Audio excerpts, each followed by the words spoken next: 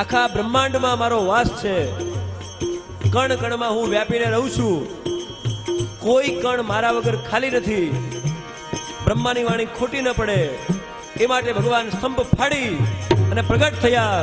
બોલ નરસિંહ નારાયણ ભગવાન. હિરણ્યકશિપુ ગદા લઈને દોડ્યો. મધ્યે સભાયામ ન મૃગમ ન માનુષમ.